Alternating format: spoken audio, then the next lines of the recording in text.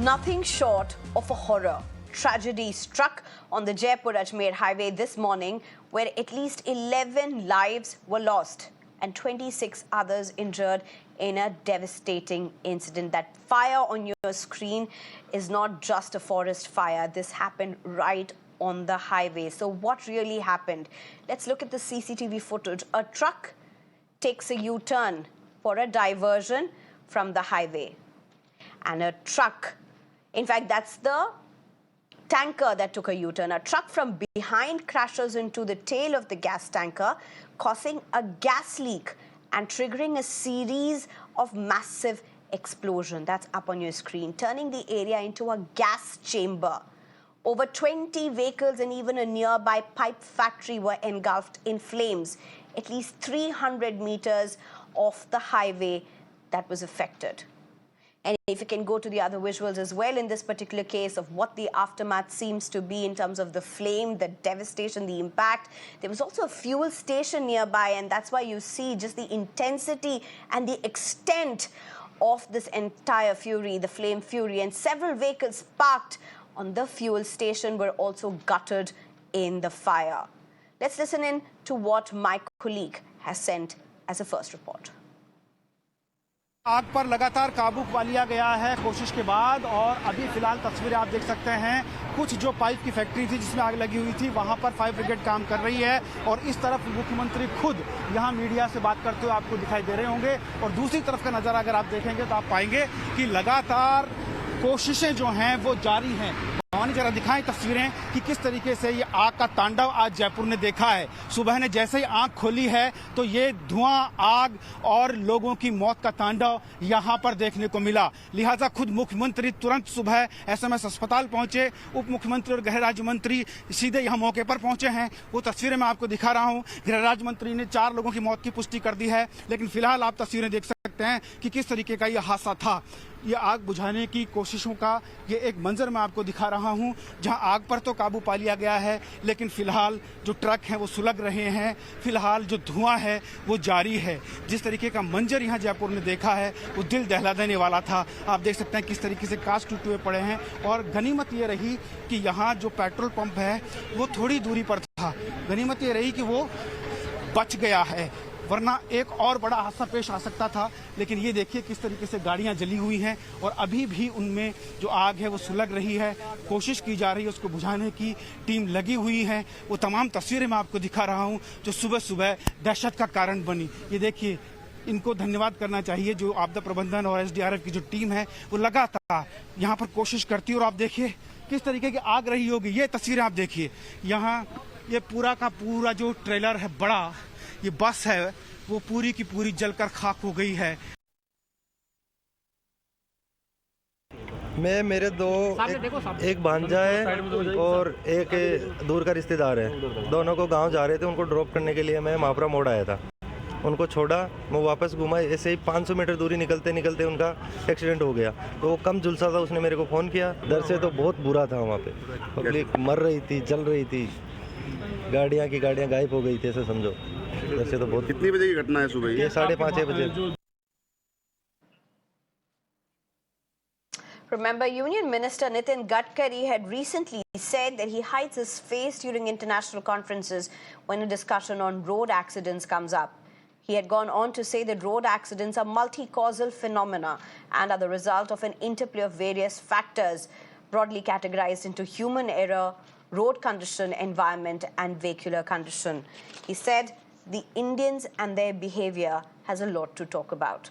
I'm being joined by Hormaz Sorabji, editor for Autocar India, Anurag Kulshrestha, who's a founder, president, TRAX Road Safety NGO, as well as N Rao, former DCP for Delhi. Thank you very much, all three of you, for joining me.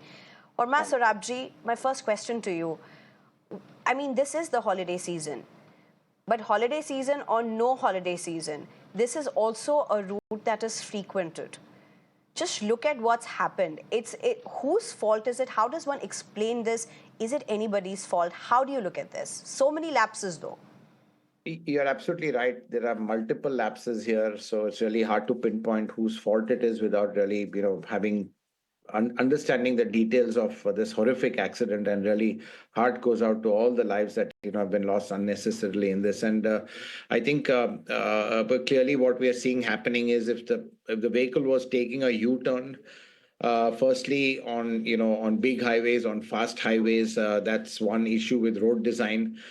Taking a U-turn on a highway in itself is inherently dangerous. It means a truck having to slow down in the fast lane, get and join the other side of the road with cars also coming in the fast lane.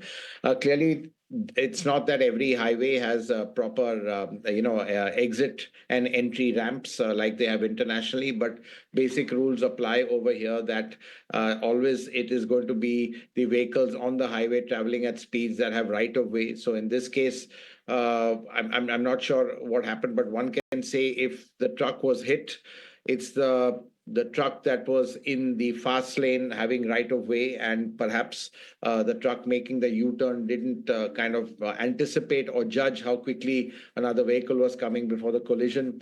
So I think multiple, let's say issues over here, a lack of proper driving etiquette, understanding what the rules are, road design, and of course we really don't know, how the gas was also carried or stored in a safe manner. But really, it's as I said, this really looks like it's been a real cocktail for an absolute disaster. Anurag Kulshrestha, if I can just take it from where Hormaz has left it, the fact is, this is something that could be happening every single day because no blatant flouting of a rule happened. When I'm saying blatant flouting, it also comes with the Indian psyche. People don't understand the road rules. They don't understand the right to way. They don't understand where to take, because there's a cut. They will take a cut because they need to get off the highway to go to Agra. In this case, it was the same thing, but this will happen tomorrow. This will happen day after tomorrow. This is also going to happen months from now and years from now unless something really changes. The fact is, this is something that could have been happening any single day.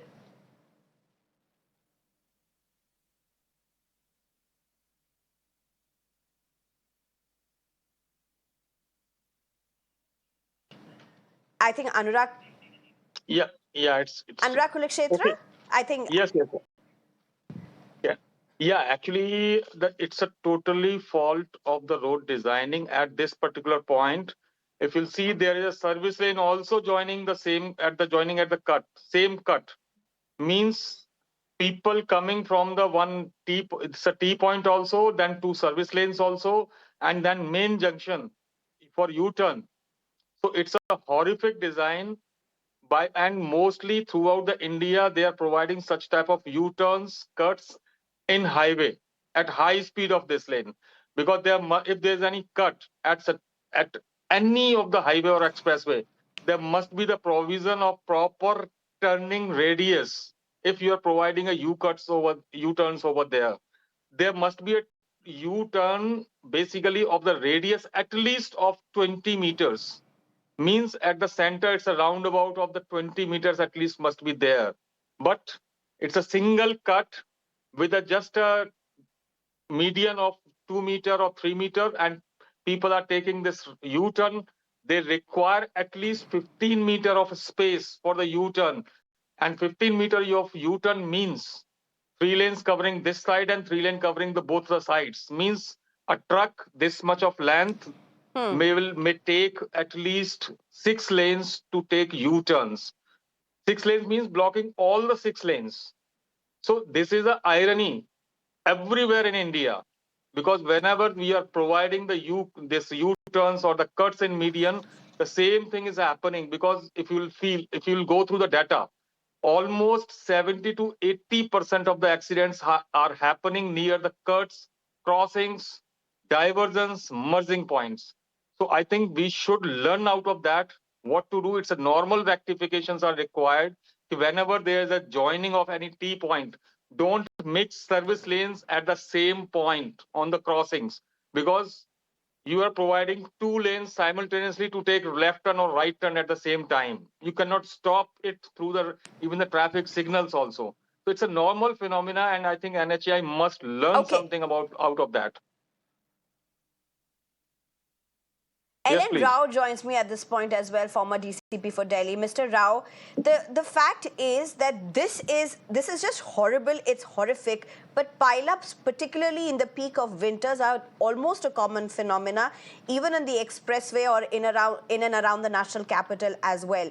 So, is it the road design? Is it the human error? Is it a combination of both, or is it just that Indians drive poorly? Good evening, Sneha ji. This is really in the morning when we came to know about this horrific incident. It was very sad and very bad news for everyone in India. But as it has happened, we have to analyze how it happened, why it happened, and then you mainly attributed two main causes: the road designing and the human error. I consider that they both are contributory in this accident because at this point of time on highways, making a cut on any highway, that is a more and more dangerous, particularly on the T point or merging point, that is Mr. Kulshrestha was saying. And in that case, it's better that there should not be any cut on that highway, and there should be, if there is a U-turn that is to be required to be taken, that should be under the bridge, maybe about 2, 3, 4 kilometers away. That will save so many lives. And secondly, it may also be a human error because the person who was taking U-turn with with the truck, that he should have also seen that there are so many other fast vehicles are coming on that side. That is also, and one more particularly, I contribute to that at the 5:30 a.m. That may be some foggy area at that time also, because in the morning there is some visibility problem is also there. So if there any vehicle is coming over the speed that he cannot visualize there is any truck is taking U-turn on that, and it might have been the reason of this accident. But the investigation is going on. I think the investigating officers who are on the spot, they will be taking more concern about it. They will be finding more accurate what is the reason of that. We can only visualize what could have been happened, but the real reason, real cause of accident will be known to the local police. They are who are investigating this case. But this is really a shocking news for us. Sneha. Hormaz, if I can get you in again at this point, as I said, this is also the winter season. Poor visibility is normal, though the CCTV footage really, I mean, when we were looking at the CCTV footage, it doesn't seem that it's poor visibility because you can quite clearly see, even through a CCTV, whatever was happening. So I doubt in this particular case whether poor visibility was a big contributory factor. But nonetheless, nothing is going to happen to road designs immediately. We have to be driving on roads such as this. So what should be drivers doing? Yeah. Well, just on your point on low visibility, look, 5:30 in the morning, it's still dark. So automatically there's low visibility. It's not bright. So you can't see. You don't know. A lot of these trucks don't have proper lights. Tail lights, you see trucks with no tail lights at all. So that is very, very common. So you really don't know what the visibility condition is. Frankly, whether the driver himself, his eyes were okay. I mean, I always notice one thing which I've never seen a truck driver with spectacles, if you look at it. So that's quite a sobering thought. I mean, a lot of them probably need them, but they don't wear them. So, I think there's multiple factors over here. And, as both the panelists said, it's a combination of the road, which I had said, you can't just have a U-turn in the middle of the highway. Has to be proper demarcation, or maybe even, a merging away from the fast lane a little before, and then a demarcation of the fast lane, which goes into a U-turn. So, that even a vehicle coming from the other side has to move away from the fast lane, and, vehicles then can just merge safely onto the same side of the road. The vehicle is large, it may have been sticking out. So, Hormaz, tell me something. Now, this is a highway. People will be speeding. They will be on a faster pace, of course. But if they had maintained due diligence with the distance that's supposed to be between two vehicles, would that have helped? Considering they were on high speed. Most of these vehicles would have been on high speed. I think in India, the only way to survive is with defensive driving. And defensive driving means you at all times keep a safety envelope, irrespective of whether it's day, night, or whatever. And safety envelope means enough reaction time. In any case, there's some hazard which pops up, which it always does. So really the key is defensive driving, basically to take avoidance action against road users which drive terribly, make mistakes. And I think that really is the mantra for survival on Indian roads is defensive driving. And, clearly, if that was the case, someone would have, just had a low speed where you have enough reaction time. It's all down to reaction time. And, that's really why speed is the biggest killer, because at high speed, you don't have enough reaction time or the ability to take avoiding action. Hormas, let's just spend a minute on this, because we all have that family member who drives rash. And they think that they're not driving rash. They just have very quick reflex. That's the truth. Every Indian family has that uncle, auntie, or a son or a daughter who thinks that they are great at driving, but they just are very quick at their reflexes and can take very quick decisions. When you say defensive driving, break this down, please.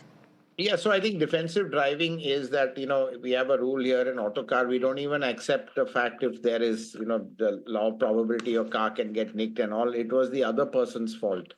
So defensive driving is, it comes with experience. You have to be able to read what's in the mind of the car next to you. You've got to understand that, at any moment he might just chop across lanes without looking. Keep that margin over there to kind of accept it. I always give an analogy. It's like a wicket keeper. Wicket keeper goes behind the stumps, imagining every ball to be a nick or a catch. It doesn't always happen, but that's the approach he has with every ball. And I think that's the way you have to get onto the road, imagining that every driver on the road is going to do something stupid. And when you do that, that's your rate of survival increases dramatically. I mean, things you never do, for example, when you're going over a brow, you will never overtake because you never know if someone's on the wrong side of the road coming at you at that point, overtaking slowly. So there are a lot of things, which you manage. And as I say, you have to keep that safety envelope, that safety margin. And that's really what defensive driving is about. Right. Anurag Kulshrestha, if I can get you in. Now, here's the thing. We had Nitin Gadkari also speak recently, and he spoke about he's going around hiding his face in international conferences if road safety or road accidents comes up as a topic, because he has nothing to say. He said, with all sincerity, he's tried ensuring that the accidents would only decrease, but to his admission, it's only increased. With an admission like that, coming from a minister who initially came off extremely intentional in tackling with this, how do you look at the kind of response that emerged? It was 5:30 in the morning. Obviously, there were pileups. You had people literally running out, just trying to save themselves from the cars. Obviously, that would be the first reaction. But how would you see the subsequent follow-up reactions, the time that it took for officials, authorities to reach that place? Was the highway prepared, equipped to deal with a contingency like this? Nowhere, because Pakistan is having the highway police since 1979. India is not. If I am making 40 kilometers a road a day, I must be having that proper enforcement system and proper infrastructure to be provided to our citizens. Here, to be very frank, there's a proper problem. Sorry. There's a problem in case of infrastructure problem. How I can define, because if you are on highway, there's a highway code, they cannot decrease the speed. They have to maintain the speed. But they are forgetting whenever there is a cut or crossings, they are very rigid about this. They cannot decrease the speed over there through the physical measurements. So this is the policy problem of NHAI, which nobody is addressing. When there is a cut, crossing, merging, or diversion, there must be the provision for speed reduction. And similarly, the road signs must be there prior to the 100 meters or 200 meters before. Yes, there's a cut and crossing, and you have to reduce the speed through physical measurements also, not through the road signs and all, because nobody is in India, nobody is following the road signs and speed precautionary signs as per the natural habits of every Indian. So, number one, design fault. It must be like this. Designing fault. Improve it. We'll allow you to fix your. Allow you to fix your camera, Mr. Anurag. N Rao, if I can come over to you, Mr. N Rao. So we have a lot of laws, including the Good Samaritan Act, if it was. There are several other laws that are in place, extremely strict. But, I mean, you may argue that this is an extreme case. Nothing could have been done in terms of a quick response whatsoever. Possibly the death rates could have been reduced, the casualties could have been reduced. But there are several other cases of pile-ups and extreme accidents on the highways, on dangerous roads. Are we sincere enough with steps that need to resolve this issue in terms of people reaching the spot and the damage control that needs to happen? Yes, Neha, this is a problem in our country that Samaritans, are the very few Samaritans, and in such this is a particular type of case where I think in the morning, as soon as possible, this was rescue operations were started. But in some other cases, if you are talking about in single or double accident cases, in that case, injured are lying over the roads, and people are crossing from that area, and nobody think about that this person should be removed to the nearest hospital, because that is a crucial time for the person who is injured. As soon as he is sent to the hospital, we can save his life. But people, because of so many rules are there, and their incentives are also there to send any injured person to the hospital. Incentives are also in particular in Delhi, but people are not willing to do that because of so many other problems. Because in police, we have a very clear order and circulation that nobody will ask you your identity even if you send any person to the hospital. But still, people are afraid of being police harassment and like other things. So they are not taking that person to the hospital. That is a big problem that we have to change our mentality. That is very important. And in such type of accident in the morning which had been taken place here, and one other factor I can say that as somebody was saying that how to be defensive driving. Defensive driving, we have to save ourselves from the stupidity of other people. And the person, we must think that other people will be definitely doing something wrong. That's why we have to be a very defensive driving also, so that we can save ourselves and others also on the road users.